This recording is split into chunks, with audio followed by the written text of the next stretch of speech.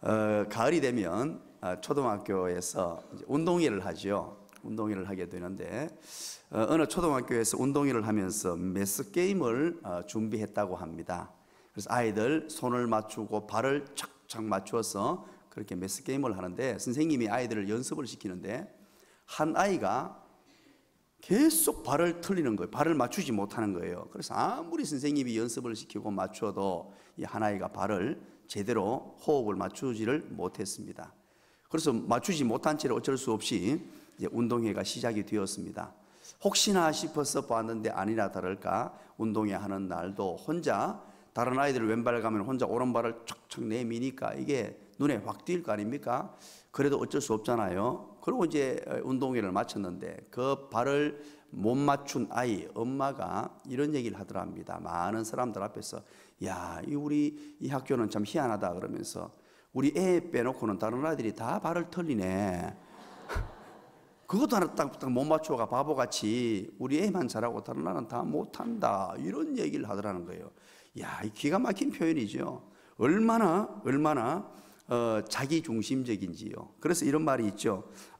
이런 상황 속에 피는 물보다 진하다 이렇게 말하기도 하고요. 팔은 안으로 굽는다 이런 이야기를 하기도 합니다. 내 자식, 내 가족, 내 지역 중심의 사고 구조를 표현하는 하는 것이죠. 그래서 내가 속한 장소, 내가 속한 가정, 심지어 내가 속한 교회, 지난 10월 3일 날 우리 체육대회를 했습니다. 우리가 노회에서 우리 교회가 속한 노회에서 목사님, 장로님들 부부들이 모여서 이제 체육대회를 했어요. 우리 교회가 속한 시찰이 CG 시찰입니다. 거기에 이제 나가게 돼서 운동회를 하고 체육대회를 했는데 시합이 벌어진 거죠. 그것 아무것도 아니에요. 가서 좀 쉬다가 오면 됩니다. 가서 하루 정도 이제 웃고 오고 그러고 오면 되는데 이게 시합이 붙으니까요. 저부터도 나서가지고요. 고함을 얼마나 지르고 나가 용을 쓰고 그래서 어떻게 했냐고 우리가 1등을 했어요. 우리가 1등할 그런 어떤 수준이 아닙니다. 솔직히 말씀드려가지고 우리 CG 시찰은요 고급스러운 시찰이라 가지고요 늘 말씀과 기도에 전무하기 때문에 운동하고는 별로 상관이 없어요. 그런데 나가서 얼마나 용을 썼던지 그리고 1등 했는데 그 영광스러운 상처가 남았어요. 그거 1등 하려고요 얼마나 뛰었던지 그 큰사랑교회 사모님이 넘어져 가지고요 이 어깨뼈가 골절이 돼버렸어요. 운동회 하다가 제가 그래서 우리 교인들 신방하기도 바쁜데 그 신방 갔다 왔잖아요. 시찰장이라서. 야, 보십시오. 이거 별것 아닌데 내가 속한 지역, 내가 속한 어떤 장소, 무슨 내가 속한 것이 정해지면은 이렇게 애를 쓰고 힘을 씁니다. 지역 간에도 경쟁이 생기게 되죠. 사랑하는 여러분, 하나님의 택한 백성들은 어떻게 살아야 할까요? 자기 가족만, 자기 지역만, 자기 나라만, 자기 교회만 심지어 사랑하는 것, 이거 그리스도인으로서의 삶의 자세에서 문제입니다. 여러분들 한번 심각하게 생각해 보셔야 됩니다. 내 가족 사랑해야 되죠. 그거 중요한 것입니다. 그러나 그 사랑이 내 가족에게만 머물면 안 됩니다. 사랑의 범위를 확대시켜야 되는 것이 그리스도인의 삶입니다. 우리 교회에 사랑해야 되죠. 그 당연한 것이죠. 그러나 우리 교회만을 사랑하는 것, 이것 또한 심각한 문제를 초래할 수 있습니다. 국가 간의 경쟁이 붙습니다. 월드컵 경기가 벌어집니다. 여러분 얼마나 열심히 응원합니까? 응원하는 그 밑바탕에는 사랑이 존재하잖아요. 그죠? 열심히 사랑합니다. 물론 그렇게 해야 되죠. 그러나 우리 국가만 사랑하는 것에서 머문다면 이것은 성경적이지 못합니다. 사랑의 범위를 확대시켜 나가야 되죠. 그래서 우리 예수 믿는 사람들은 저 모르는 남아공을 향하여서, 중국을 향하여서 그 국가도 사랑하려고, 심지어 일본까지도 사랑하려고 선교하러 달려가는 거예요. 왜냐하면 그리스도의 사랑을 품고 예수 믿는 자답게 살아가기 위해서 사랑의 범위를 확대시켜 나가는 것입니다. 우리는 바울을 잘 압니다. 이 바울은 얼마나 예수 잘 믿는 사람이었습니까? 예수님을 만나고 나서 이 사랑의 범위가 확대됩니다. 궁극적으로 이 바울은 어디까지 사랑하려고 마음먹었습니까? 땅끝까지 가겠다고, 세상의 땅끝이라고 봤던 서바나까지 가서 복음 전하겠다고 평생을 이방인들을 위한 선교하는데 모든 힘을 다 쏟고 진력을 합니다. 하나님의 복음을 위하여 저 로마까지, 아니고 로마가 뛰어넘어 그 당시 세상 끝이라고 봤던 서바나, 요즘 말로 하면 스페인입니다. 스페인. 거기까지 가서 복음을 전하겠다라고 혼신의 힘을 다하며 살았던 사도 바울의 삶입니다. 그런데 오늘 본문에 보니까 참 재미있는 얘기가 나옵니다. 그렇게 이방을 위해서 그리스도의 사랑을 전하고 하나님의 복음을 전하려고 애를 썼던 그가 그렇게 애쓰는데 이 동족, 내 민족, 여기에 대한 어마어마한 아픔을 가지고 있다는 사실을 오늘 본문을 통해서 발견하게 됩니다. 내 동족에 대한 아픔, 내 동족에 대한 고민, 근심, 이것이 하나의 울분이 되고 이것이 하나의 응어리가 지는 그런 내용이 오늘 본문에 나와요. 자, 우리 1절 보면서 우리 근심과 고통이라는 단어를 중심으로, 근심, 고통, 이 단어를 중심으로 한번 읽으면 좋겠습니다. 1절 한번 읽어볼까요? 시작. 내가 그리스도 안에서 참말을 하고 거짓말을 아니하노라. 내게 큰 근심이 것과 마음에 그치지 않는 고통이 있는 것을 내 양심이 성령 안에서 나와 더불어 증언하노니. 아멘. 바울이 지금 갑자기 큰 근심이 있다, 그치지 않는 고통이 생겼다라고 얘기해요. 참으로 이해할 수 없는 본문입니다. 오늘 본문은요, 저는 그래서 오늘 이 본문을 읽고 묵상하다가 진도가 나가지 않았습니다. 실은 이 9장 저 뒷부분까지 봐야 되는데 더 이상 진도가 나가지 않고 멈춰버렸어요. 5절까지밖에 나가지를 못했습니다. 이 부분 때문이에요. 큰 근심과 그치지 않는 고통이라는 이 두 단어 속에 제가 진도가 나갈 수가 없었어요. 왜냐하니까 바로 8장 39절까지 우리 어제 살폈잖아요. 그렇게 감격스러워하고 기뻐하고 즐거워하고 행복해하고 이 구원의 감격, 구원의 기쁨 때문에 펄펄 날았어요. 이것은 도대체 우리 말로 표현하지 못할 정도로 행복했던 바울의 모습이었습니다. 더 이상 우리의 어떤 언어를 가지고서 표현할 수 없을 정도의 감격과 기쁨을 누렸던 그가 갑자기 큰 근심, 그치지 않는 고통이라니요. 도대체 이 표현은 뭘까요? 여기서 큰 근심, 그치지 않는 고통은요, 이 단어에 무슨 여러분 큰 의미를 두지 마십시오. 오늘 이 본문에서는 이게 바로 하나의 이중적인 표현을 사용하는 것인데, 바울의 지금 가슴 속에 응어리져 있는, 해소되지 않는 이 큰 기쁨과 함께 응어리져 있는 그 마음을 표현하는 거예요. 지금 바울의 저 깊은 내면 속에는 정말로 응어리져 있고 힘들고 마음이 아프다는 거예요. 너무너무 아픈 마음, 해소되지 못하는 이 아픔이 그 마음 속에 큰 근심으로, 그치지 않는 고통으로 그렇게 남아있다는 것입니다. 그것이 누구 때문이냐? 바로 자기 동족 때문이었습니다. 바로 유대인들 때문이었어요. 하나님의 택한 백성이라고 일컬어지는 바로 내 백성, 그들 때문에 갖는 이 큰 근심과 그치지 않는 고통, 이루 말로 할 수 있는 답답함, 한편으로는 구원의 감격이 너무너무 넘치는데 이 한편 가슴 속에는 어떻게 말로 표현할 수 없는 답답함이 그의 가슴 속에 있었다는 것입니다. 이것은 하나의 원통함이요 울분입니다. 도대체 왜 이런 울분과 원통함이 생겼을까요? 먼저 이들은 유대인들이 도대체 어떤 분들이었느냐, 유대인들, 내 동족이 어떤 사람들이었는데 어떻게 되었기 때문에 그렇다라고 이렇게 이 방식을 전개합니다. 우리 먼저 4절 5절부터 한번 볼까요? 4절 5절 여기에서 여러분 읽으면서 이제 동그라미를 치셔가지고 유대인들이 어떤 특권과 어떤 은혜를 누리게 되었는지 8가지를 찾으셔야 돼요. 8가지를. 유대인들이 엄청난 은혜와 특권을 누렸다는 것을 오늘 본문을 통해서 알고 있는데 사도 바울의 고백입니다. 우리 4절 5절 한번 읽어봅니다. 시작. 그들은 이스라엘 사람이라 그들에게는 양자됨과 영광과 언약들과 율법을 세우신 것과 예배와 약속들이 있고 조상들이 그들의 것이요 육신으로 하면 그리스도가 그들에게 나셨으니 그는 만물 위에 계셔서 세세토록 찬양을 받으실 하나님이시니라. 아멘. 8가지를 찾았습니까? 동그라미 치셨어요? 그들은 이스라엘 사람이라고 시작하죠. 이것은 바로 하나님의 선민이라는 뜻입니다. 하나님의 택한 백성으로서 하나님의 선민으로 부름받아가지고 엄청난 특권을 받았는데, 그 특권의 첫 번째가 뭐라고요? 양자됨이다 라고 얘기해요. 양자됨. 양자가 된다는 것은 무슨 뜻입니까? 신명기서 14장 1절에 보면 알 수 있습니다. 너희는 너희 하나님 여호와의 자녀이니 라고 말하지요. 하나님이 이스라엘 백성들을 선택하셔서 자기 자녀로 삼았다는 것입니다. 자기 자녀로 입양시켰다는 말입니다. 아무 가치도 없고 아무 공로도 없는데 하나님이 일반적으로 이스라엘 백성들을 양자로 삼으셨습니다. 이스라엘 백성의 편에서는 얼마나 큰 특권인지 모릅니다.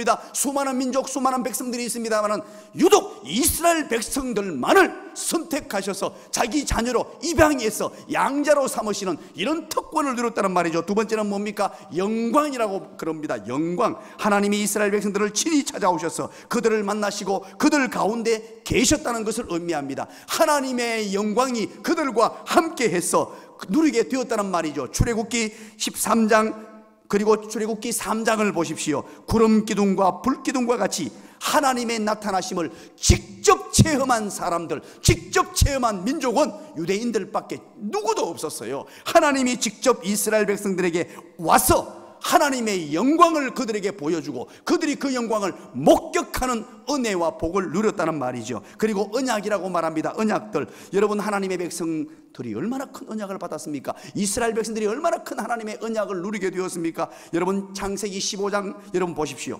할례를 받게 되죠. 바로 아브라함 언약. 이 하나님의 한 백성과 맺은 언약이에요. 출애굽기 19장을 보십시오. 시내산에 도착했습니다. 광야 여정을 돌다가 시내산에 도착해서 하나님의 말씀을 받죠. 바로 시내산 언약이 주어집니다. 그런가 하면 여러분, 예수 그리스도를 이 민족을 통해서 주시겠다는 그런 어마어마한 언약을 주셔요. 누구도 받지 못했던, 어떤 민족도 받지 못했던 언약을 받게 되죠. 또한 시내산에서 네 번째 율법을 받았다 그러죠. 하나님의 법을 그들이 받았어요. 누구도 받지 못했던, 감히 상상하지도 못했던 하나님의 말씀이 그들에게 주어지는 은혜를 받았죠. 또 다섯 번째가 뭡니까? 예배라고 그러잖아요. 예배. 예배라는 말은 하나님 앞에 가까이 나가서 경배할 수 있는 영광이요 특권입니다. 그들만이 하나님 앞에 나가서 제사할 수 있었단 말입니다. 지정한 장소, 지정한 곳에서 하나님께 예배하는 이런 놀라운 특권과 은혜가 그들에게 주어졌다는 말입니다. 그리고 약속입니다. 이 약속은 무슨 약속입니까? 하나님의 자녀요 선택받은 백성이기에 하나님이 주시고자 준비해 두신 그 복들, 축복들을 약속받았어요. 이것은 이루 헤아릴 수 없는 축복입니다. 그리고 일곱 번째 뭐라 그럽니까? 여러분 대답해 보시죠. 시작. 아이고, 저 혼자 너무 열을 내가 빨리 나가봤더니 못 따라오셨습니까?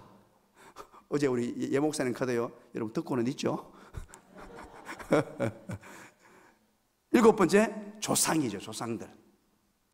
정말로 좋은 조상들을 두었다는 말입니다. 누구도 가지지 못할 조상들, 아브라함을 비롯하여 야곱과 이삭, 이런 정말로 훌륭한 믿음의 조상들을 둔 특권을 가졌다는 거죠. 그리고 마지막 여덟 번째가 뭡니까? 예수 그리스도 아닙니까? 이 여덟 가지를 열거합니다. 예수 그리스도를 통해서 인류를 구원하시는데 그들이 바로 예수님이 그들의 조상으로 왔다는 것입니다. 여덟 가지 이 기독권 특권을 이야기하는 게 뭡니까? 예수 잘 믿을 수 있는 기회가 주어졌다는 거예요. 누구보다도 예수 잘 믿을 수 있는 기회가, 가장 먼저 큰 기회를 받았던 민족이 어느 민족이라고요? 이스라엘 백성이란 말이에요. 이스라엘 백성들은요, 머리가 될지언정 꼬리가 될 자들이 아니었습니다. 무엇에? 구원받는 일이에요. 구원받는 일에 있어서 가장 큰 특권을 누렸고, 예수님 주변에 있었으며 예수님을 잘 믿을 수 있었고 예수님과 늘 함께 할 수 있는 그런 엄청난 특권을 누리게 되었습니다마는, 뚜껑을 열고 봤더니만, 결과를 봤더니만 어떻게 되었습니까? 그들은 예수님을 십자가로 내몰고 처형하는 자리에까지 이르게 되는 이런 어처구니 없는 일들을 저지르고 말았다는 거예요. 교회를 핍박했습니다. 예수 믿는 자들을 핍박했습니다. 하나님의 사람들을 도리어 핍박하고 예수 믿지 못하게 만들었단 말입니다. 제일 먼저 받아야 될 이 복음의 능력, 복음의 신비함을 그들은 거부하고 말았습니다. 가장 먼저 받아들일 수 있는 좋은 위치에 있었던 그들이, 그래서 바울이 오늘 본문 1절을 통하여 이런 저들까지 특권에 주어졌음에도 불구하고 이 바울이 생각해 보니까요, 복음의 신비한 능력, 복음을 경험하고 복음의 은혜를 누리고 나니까 이 기쁨이 솟구쳐 오르는데, 생각해 보니까 내 동족이 예수 그리스도를 모르고 심지어 십자가에 못을 박았고 교회를 핍박하고 하나님의 택한 백성들을 핍박하는 이 모습을 보니까 도무지 참을 수 없는 가슴이 아파서, 내 동족도 예수 믿어야 되는데, 내 동족도 나와 함께한 이 민족도 예수 믿고 구원받아야 되는데, 복음의 신비한 능력을 깨달아야 되는데 이 신비한 능력을 깨닫지 못하고 있으니까 큰 근심에 빠지고 그치지 않는 고통 속에 빠져서 이 속에서 우라통이 터지고, 왜 내 민족이 이런 특권 속에서 예수를 믿지 못하냐는 거예요. 그래서 고통은 커져만 갑니다. 복음의 은혜가 넘치면 넘칠수록 고통은 더 심각해져요. 그래서 우리 3절 한번 볼까요? 이 바울이 어떻게 고백하는지 3절을 우리 다 같이 한번 읽습니다. 시작. 나의 형제 곧 고륙의 친척을 위하여 내 자신이 저주를 받아 그리스도에게서 끊어질지라도 원하는 바로라. 여기서 이런 표현을 합니다. 끊어진다, 저주를 받는다, 이런 표현을 써요. 이것은 바울이 자기 자신에게 하는 말입니다. 자기 자신이 이렇게 끊어진다, 버림받는다는 뜻이에요. 버림받는다, 내가 받을지라도, 그런가 하면 저주를 받는다, 내가 저주를 받을지라도 내 동족, 내 고륙, 내 친척, 이들 구원받아야 되는데 이들 어떤 방법이 없겠냐는 거예요. 어떻게 방법이 없겠냐는 거예요. 내가 저주를 받아도 좋다, 내가 버림받아도 좋다. 여기서 저주를 받아라는 단어는요, 구약 성경에 요수아가 여리고성을 무너뜨릴 때 하나님이 명령을 내리십니다. 여리고성 안에 있는 그 성에 있는 짐승까지, 물건 하나까지도 전부 불태워 없애라. 그들에게 영향받지 않으려면 여리고성에 있는 것들을 다 불태워 없애버리라 라고 사용할 때 단어가 아나테마라는 단어예요. 이 단어가 응원이 되어서 가지고 온 게 바로 오늘 본문에 저주를 받는다는 뜻이에요. 무서운 단어입니다. 이 말은 뭡니까? 내가 완전히 불태워 없어지는, 멸절당해도 좋다는 이 뜻이에요. 완전히 사라져버리고 불태워 없어져서 완전히 사라져버리는 이런 상태가 돼도 좋다. 무엇 때문에? 내 동족이, 내 고륙이, 내 친척이, 내가 속한 이 이스라엘 백성들이 예수 보고 말았으면 좋겠다는 거예요. 예수 보고 말았으면 좋겠다는 거예요. 여러분, 한편으로 한번 생각해 보시기 바랍니다. 도대체 이 내 동족이라고 표현하는 유대인들이, 이스라엘 백성들이 바울에게 어떻게 했습니까? 바울을 그토록 핍박하고 힘들게 만들었던 사람이 이방인입니까? 내 동족입니까? 여러분 대답해 보시죠. 누가 바울을 그렇게 핍박했나요? 누가요? 시작. 동족이었어요. 동족. 여러분 기억하십니까? 바울을 평생 동안 괴롭히고 해를 끼친 사람들이 이방인이었습니까? 동족이었습니까? 바울을 돌로 친 사람들이 이방인이었습니까? 동족이었습니까? 태장을 때린 사람들이 이방인이었습니까? 동족이었습니까? 재판에 붙인 사람이 이방인이었습니까? 동족이었습니까? 감옥에 가둬놓고 고문을 가했던 사람들이 이방인입니까? 동족입니까? 사진을 찍어 죽이겠다고 예루살렘에서 소동을 벌인 사람들이 이방인입니까? 동족입니까? 동족들이었어요. 그럼에도 불구하고 바울이 왜 그토록 그들의 행한 행동은 미웠지만, 그들이 행한 삶의 방식은 미웠지만, 그들을 향한 그 속의 속심령, 영혼은 미워할 수가 없었어요. 이것이 바로 뭐냐? 하나님의 마음이요, 하나님의 심정입니다. 그래서 우리 로마서 10장 1절 잠깐 한번 볼게요. 이 안타까운 마음을 억누르지 못해서 밤낮 기도하는 제목이 무엇이었는지, 이 바울이 어떤 기도를 하고 있었는지 10장 1절입니다. 한번 읽어봅니다. 시작. 형제들아, 내 마음에 원하는 바와 하나님께 구하는 바는 이스라엘을 위함이니 곧 그들로 구원을 받게 함이라. 내 마음에 원하는 바와 하나님께 구하는 바, 밤낮 간구하는 게 뭐냐? 이스라엘을 위함인데, 내 동족을 위함인데 그들도 구원받기를 원한다는 거예요. 사랑하는 여러분, 오늘 제가 여러분들에게 질문을 한 가지 던지겠습니다. 대답을 해주시기 바랍니다.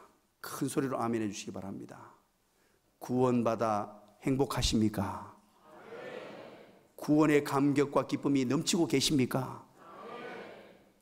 그렇다면 여러분, 바울의 심정을 가지고 있습니까? 오늘 이 본문을 통하여 우리에게 주시는 교훈이 있어요. 첫 번째 교훈입니다. 바로 우리에게 던져주는, 우리 삶에서 주시는 중요한 교훈입니다.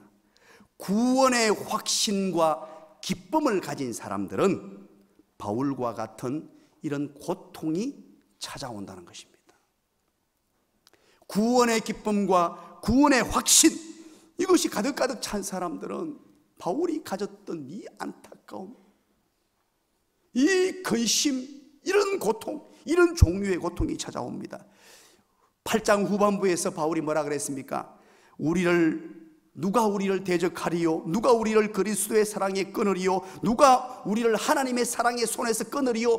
그렇게 자신 있게 힘차게 기쁨이 넘쳐가지고요, 감격에 넘쳤어요. 기쁨과 감격이 있는 사람이 오늘 9장에서 전혀 다른 느낌입니다. 어떻게 사람이 이렇게 갑자기 헷가닥할 수 있냐? 여러분, 어제의 그 분위기와는 이거 상상하지도 못할, 도대체 이게 뭐지? 할 정도로 당혹감을 가질 정도로 분위기가 완전히 달라집니다.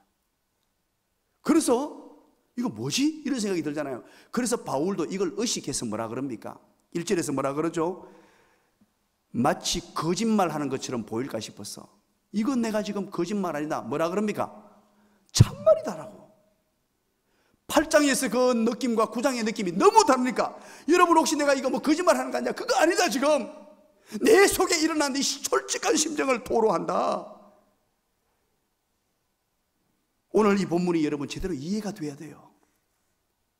이 구원의 감격을 누린 사람은요, 8장에서 그 기쁨, 그 행복, 예수 그리스도로 말미암아 찾아왔던 그 기쁨을 누린 사람들은 반드시 찾아오는 것이 오늘 9장의 이런 근심과 이런 그치지 않는 고통이 내 속에 꿈틀거려야 돼요. 누구의?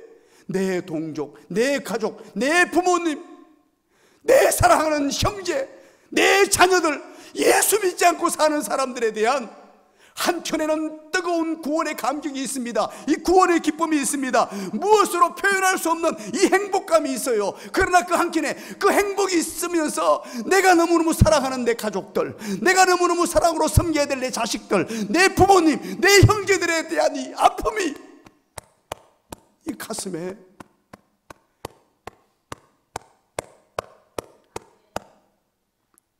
넘쳐나야 돼요. 전수자 집사님 고맙습니다. 안 그러면 오늘 가슴 멍 닫을 뻔했어요. 이 두 가지는요, 다른 게 아니에요. 구원의 기쁨, 내게 찾아오신 주님, 이것을 느끼는 순간에 내가 그토록 사랑했던 내 가족이 믿지 않는 모습을 보고요, 이 지옥형을 받아야 되는데 나는 이 기쁨 누리는데 누리지 못하는 사람들 보면요, 안타까움이 넘쳐나야 되고요, 이 두 가지는 늘 같이 따라다니는 것이라야 돼요. 만약에 이것이 없다면 이거 지금 구원의 행복과 기쁨을 다시 한번 점검해 봐야 됩니다. 이게 성령이 주시지 않는 기쁨일 수 있다는 사실을 여러분 아십니까? 이게 진정 하나님으로부터 온 기쁨과 행복이 아닐 수 있다는 사실을 여러분 아셔야 돼요. 진정으로 구원의 행복, 기쁨이라면 동시에 찾아오는 이 바울이 느꼈던 이 마음, 구원의 감격과 기쁨을 누렸던 신앙의 선진들을 여러분 다 한번 보시기 바랍니다. 얼마나 이 복음을 위해서, 누가 복음을 전하라고 등 떠밀지 않았어요. 그의 가슴 속에서 용솟치는 이 감격과 함께 이 믿지 못 않는 저 사람들을 향한 긍휼의 여김. 예수님께서 하나님의 백성들, 예수 믿지 않는 땅의 백성들을 보면서 긍휼히 여겼다 그러죠. 어떤 마음이었습니까? 바로 창자가 뒤틀릴 듯한 고통과 아픔을 가졌다는 말이에요. 그들을 긍휼히 여겼다. 이 뜻은 이 불쌍히 여기는 마음이 예수님 속에 가득 넘쳤어요. 그 마음을 가지고 사람들을 보았다는 것입니다. 제자반을 할 때입니다. 벌써 몇 년이 지났네요. 한 2년 전입니다. 제자반을 하는데 우리 현윤환 집사님이라고 계시죠. 아주 남자인데 예쁘게 생겼어요. 늘 생글생글 웃으면서 그렇게 봉사를 잘하는 분인데 제자반 하면서 아픔이 있었어요. 아픔인데 그게 뭐냐니까 이 아버지를 전도하지 못했던 이제 그 마음의 눈물과 아픔이었어요. 이 복음의 능력이 살아나고 뜨거워지니까 전도하지 못한 아버님에 대한 안타까움을 토로하면서 야, 진짜 요즘 사람치고 그렇게 효자는 제가 처음 봤어요. 아버지를 지극정성으로 섬기면서 어떻게든지 이 구원의 행복, 이 기쁨을 전하고 싶은데 발버둥을 쳤어요. 그 바쁜 중에 다 아버님한테 가서 일도 없고 포도농사 지어드리고 하면서 막 하는 이유가 뭐냐니까 복음이었어요. 아버지에게 예수 믿어야 됩니다. 예수 믿어야 됩니다. 그리고 제가 몇 주 전에 병원에 입원했다 그래서 이제 찾아가 뵙어요. 가서 이제 목사가 얘기를 하는데 이야, 이 복음을 받아들이고 아멘 아멘 하면서요. 우와, 깜짝 놀랐어요. 현 집사님 축하합니다. 그 어르신께서 예수 그리스도를 믿고 평생 철옹성같이 80년 넘게 동안 예수의 옛자도 모르고 살았던 그분이 예수 믿고 목사가 가서 기도하니까 아멘 아멘 그러고 구원을 전하니까 아멘 그러고 벌써 얼굴이 천사와 같이 바뀌어 있어요. 이제 몸이 많이 불편하세요. 어제도 잠깐 이제 우리 현 집사님하고 통화했는데 아버님 천국 가실 것을 준비해야 될 것 같다는 그런 말을 전해 들었어요. 그러면서 한편으로 너무 안타까워서 아랫게 주일날 만났을 때는 아버님 생각하면 눈물이 납니다. 눈물을 글썽이면서 눈물이 납니다 하면서도 또 한편으로는 예수 믿게 됐어요. 구원받았어요. 이 기쁨을 가지고 있는 거예요. 사랑하는 여러분, 구원의 감격과 기쁨을 누리게 되면요, 이런 마음이 들어야 정상이에요. 정상이에요. 구원의 확신과 기쁨은 성령께서 주시는 것이죠. 구원의 확신과 기쁨은 성령께서 우리에게 주시는 것이에요. 그렇다면 오늘 이 바울이 느꼈던 이 감정은 누가 주시는 것입니까? 1절, 2절 우리 1, 2절 합쳐놔 버렸죠. 누가 주신다고 1절, 2절 끝반부에 끝에 가면 누가 주신다고 되어 있죠? 그것 또한 성령께서 주시는 거예요. 큰 근심과 그치지 않는 고통, 이것 또한 성령 하나님께서 내게 주시는 동일한 구원의 감격과 기쁨과 동일하게 성령 하나님께서 내게 주시는 마음이에요. 우리는 예수 믿으면서 신앙생활을 하고요, 전도라는 게 별것 아닙니다. 사단은 계속해서 복음 전하는 걸 어렵다고 만들어 놓고요, 힘든다고 만들어 놓고 안 된다고 만들어 놓고 우리에게 일어난 이 구원의 감격과 기쁨을 자꾸만 없애려고 하고 있어요. 여러 가지 여건들 핑계를 대면서 특별히 여러분 우리 교회 조심해야 될 게 있습니다. 우리 교회같이 좋은 교회가 왜냐하니까 매주마다 계속 새 가족들이 앉아 있고요, 여러분들이 전도하지 않아도 많이 올 때는 20명, 30명까지 우리 교회에 앉아 있어요. 처음 오는 분들이 요즘에 놀라지도 않으시네요. 적게 오면 10명, 매주마다 통계가 나와요. 제일 적게 오면 10명, 한 10몇 명이 돼요. 이러다 보니까 복음의 야성이 사라져 버릴 수 있어요. 오시는 것 그것 아닙니다. 그분들은 오시면 우리가 잘 섬기려고 마음 먹고 정말로 그분들 한 가족 되어서 우리 가족이 되시면 그런 마음을 가지되 한편으로 믿지 않는 자들을 향한 뜨거운 마음, 우리가 왜 1년에 2차례 VIP 153 미션을 정할까요? 여러분들 전도하는데 부담 가지라고 하는 것 아니에요. 바로 오늘 바울이 가졌던 이 마음 때문이에요. 복음에 대한 이 신비한 능력, 복음의 큰 은혜를 경험하고 이 로마서 1장부터 8장까지 이 감격을 누렸던 바울은 주체할 수 없는 마음이 생겼어요. 우리도 예수 복음이 뜨거워지는 교회, 예수 복음 때문에 감격스러운 교회, 이런 뜨거운 교회가 되었다면 복음의 야성을 가져야 됩니다. 아무도 아멘 안 하시네요. 옆에 사람에게 한번 격려하시면서 축복하십시다. 복음 전도에 최선을 다합시다. 이 구원의 감격을 가지고 이 기쁨으로 하는 거예요. 억지로 하는 것이 아니고, 만약에 이 기쁨이 없다면 우리는 날마다 하나님 앞에 간구해야 됩니다. 이 복음의 기쁨, 복음의 감격을 회복시켜 달라고 기도해야 됩니다. 마지막 한 가지입니다. 두 번째는 오늘 본문에서, 둘째는 전도는, 복음 전파는 가까운 내 형제, 내 동족에서부터 시작한다는 것을 배우게 됩니다.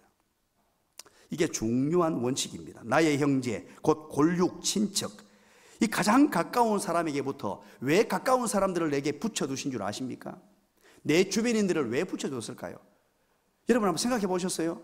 왜 이분을 내 남편으로, 왜 이분을 내 아내로, 왜 내 자식으로, 내 아파트 옆집으로, 아랫집으로, 윗집으로, 동네에서 자주 마주치고, 내가 왜 그 직장에 다니는 줄 압니까? 여러분 이거 우연이라고 생각합니까? 아닙니다. 여러분들 주변에 있는 사람들은요, 큰 은혜를 입은 사람들이에요. 별로 감동이 안 되는 모양인데요, 여러분들 주변에 사는 사람들은요, 하나님이 큰 은혜 베풀었어요. 여러분들을 통하여 여러분들의 언어와 여러분들의 손과 발과 여러분들의 행실과 여러분들의 삶과 여러분들의 살아가는 삶의 모습을 통하여 복음 전하기를 원하시는 줄 믿으시기 바랍니다.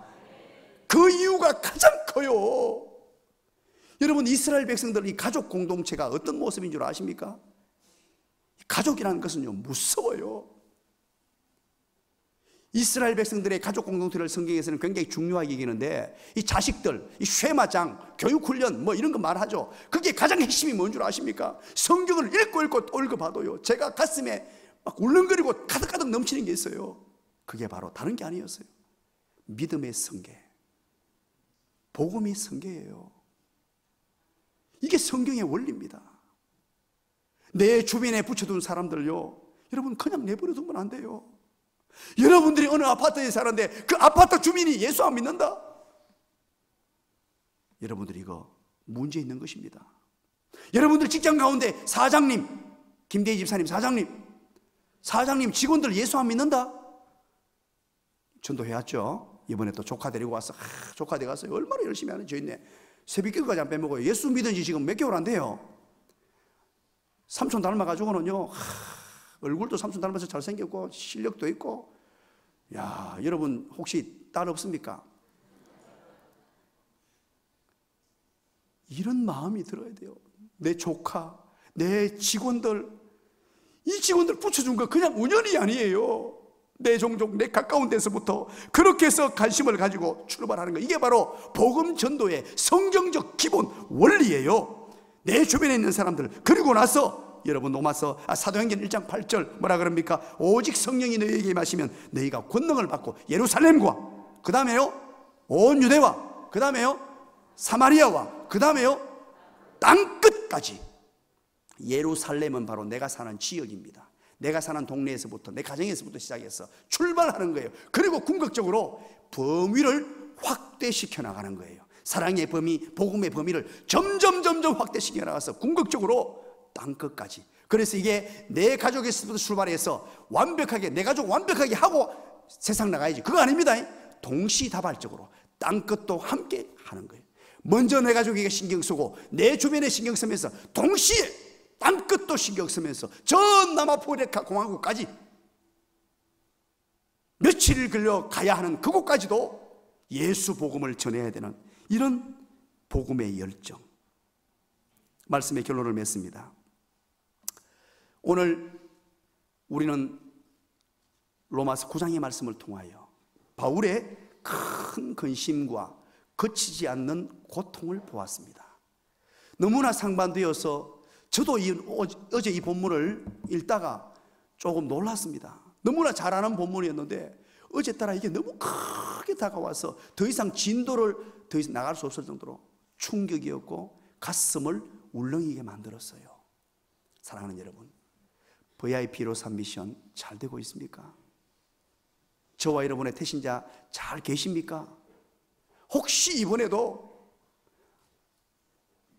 3주 뒤에 행사 끝나면 또 이제 목사님 뭐 말씀 안 하시겠지? 그리고 잘 한번 버텨보자. 막 눈 하나 질끈 감고 모르는 척 넘어가 버리자. 보니까 우리 목사님 뭐 뒤에 누가 전도했고 누가 몇 명 했는지 모르는 것 같더라. 천만에 다 알고 있습니다. 정확하게 어느 분이 몇 분 전도했고 어느 분이 몇 분 들어가고 하나하나 제가 다 알고 있어요. 잊을 수 없죠, 그것은. 그러나 말만 안 할 뿐입니다. 여러분, 목사가 말 안 한다고 해서 모르는 것 아니에요. 갑자기 상당히 부담스러워 하시네. 부담을 가지라고 드리는 말씀이 아니고 우리가 혼신의 힘을 다합시다. 내 가족, 내 친지, 내 친구, 내 이웃, 내 부모, 내 자녀, 내 형제, 이 일을 위해서 우리가 혼신의 힘을 다하고 바울이 가졌던 이 구원의 감격과 함께 이런 놀라운 마음들 우리 속에서 용솟음치기를 간절히 소망합니다. 우리 한번 기도하겠습니다.